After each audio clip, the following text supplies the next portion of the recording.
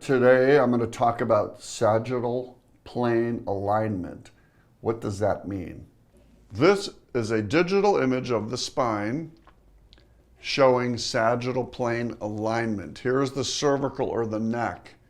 It's curved this way. That's called lordosis, this being the back and that's the front. Thoracic spine, where the ribs are, kyphosis, it's bent forward.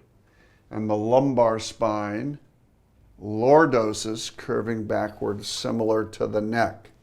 So we go lordotic, kyphotic, lordotic, makes a big S curve.